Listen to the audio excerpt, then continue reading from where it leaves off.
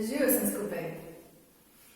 Dobrodošli na kanalu Z energijo živim in z eno temo, ki se mi je zgodila danes po noči.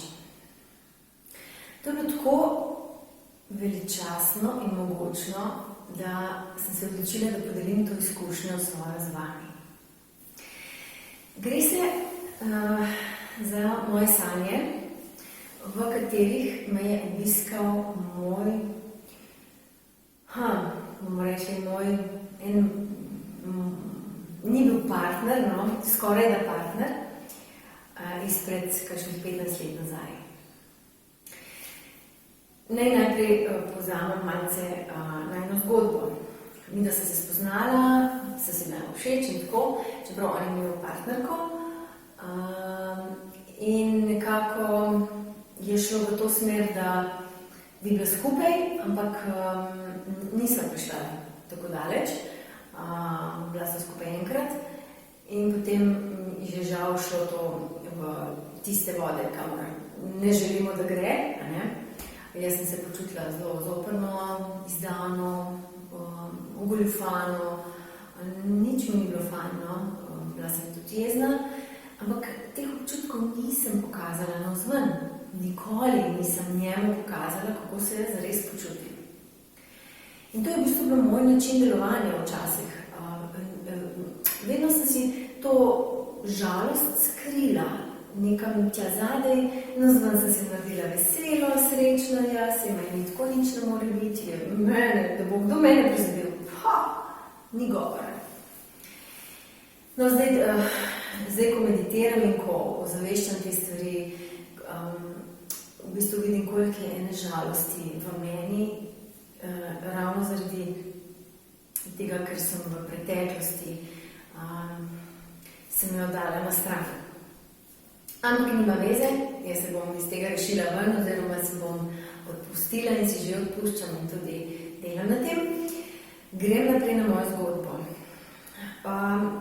Ta moški je v bistvu pred parimi leti umrl za rakom. Jaz moram reči, da nisem o njem zdaj nič razmišljala, ali pa da bi se spomnila na njem, sploh ne.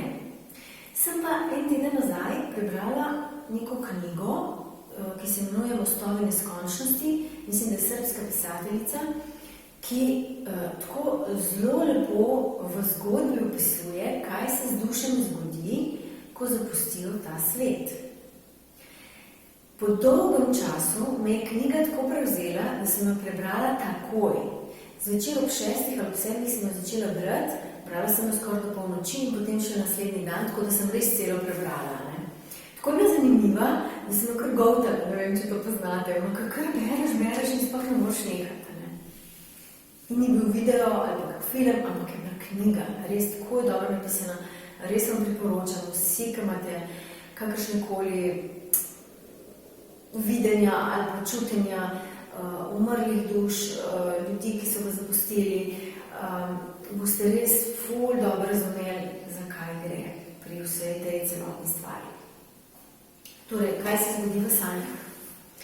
Jaz grem z mojo mamo v nek hotel, tako zelo velik hotel, prav znotraj, ko si tako videl nadstropja, ful je bilo lepo. Midva se večer usedeva v restauracijo, ki je tako odsevala v taki lepi in nežni oranžni barvi. Vse je bilo tako mirno, veste, tiska malo, v ozadju je malo glasbe, ti se prijetno pogovarjaš, res tako zelo prijetno. Nekaj res pogledam levo in zagledam tega moškega, kako gre proti meni, zraven njega pa ena ženska. Ženske ne poznam. In on gre k meni tako nasmejan, tako je bil res tak srečen, kar žarev je od ljubezni, od radosti, tako neverjeten je bil. In jaz ga gledam, ostanem in ga tako gledam in on pride proti meni in me pozdravi in jaz ga še gledam in reče, saj veš, da bom mogel iti, a ne? In jaz ga pogledam in rečem, ja, vem. V bistvu mi je v sanjah me je vprašal, če se zavedam, da je on že umrl.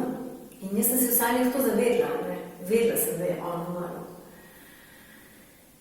Nakar se objameva, padeva objem in meni je bilo tako fino se z njim objemati, res to je bilo tukaj ne ljubezni, tukaj nekaj sprejemanja. To je bilo res nekaj neverjetnega.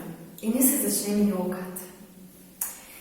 In potem se iz tega stoječega položaja me on, seveda se veste, kako je v sanjah, greva v ležeči položaj, on je bil na meni, jaz sem na spodaj in sem jokala, pa ni bilo nič nekaj tazga, tako misliti, kaj so delala.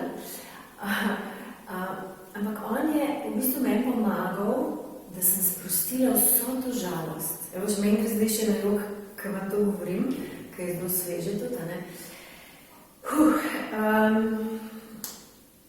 In jaz sem sproščala to žalost, ne?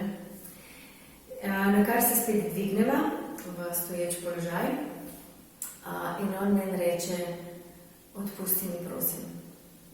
In jaz se začnem še bolj jokati. Skozi se ga objeta, jaz se jokam in hlipam, res kaj nekam otrok sem bila. In v tistem, ko sem jokala, sem začutila, da mu lahko odpustim. In sem rekla, ja, odpuščam ti, vse ti odpuščam.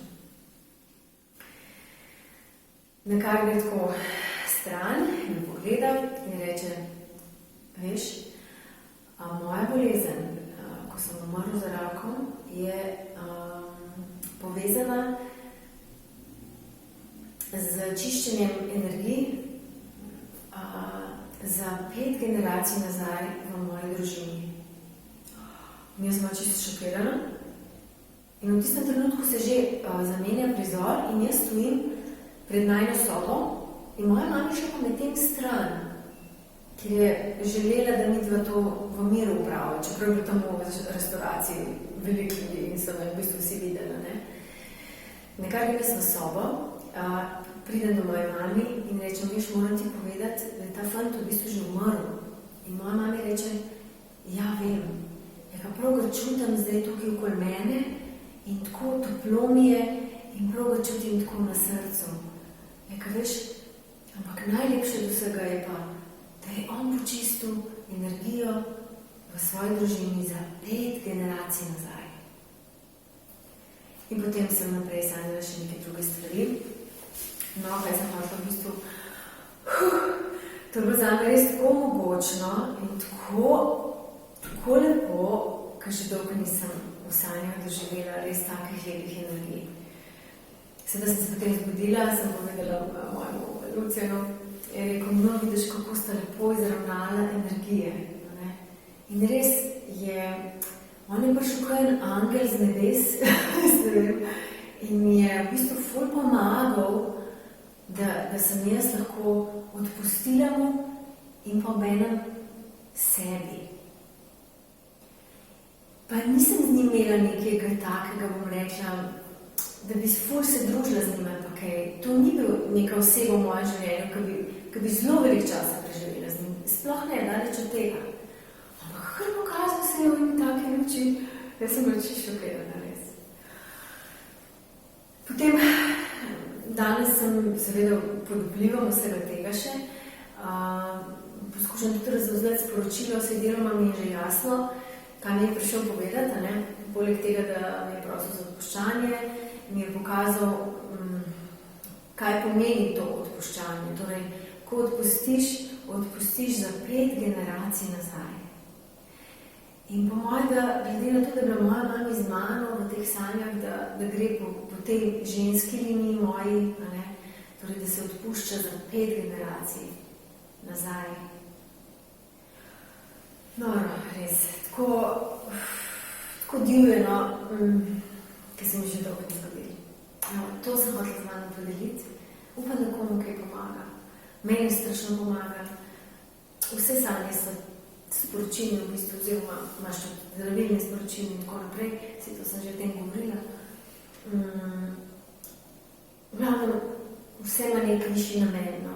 In ta knjiga mi je to dala vedeti, da ima ne bi rada povedala, kaj v tej knjigi piše, zato ker da vam ne bom pokvarila, ampak res, da ima vse nek višji namen in da je vse narejeno tako, kot mora biti. Tudi te smrti, ki jih vidimo v bistvu, ne? Da imajo vse svoj pomen zadnji. Nek višji načrt je. Tako da srčno želim in vam upam, da boste videli ta višji načrt, da ga boste, ne sem videli, da ga boste tudi začutili in da boste sprejeli.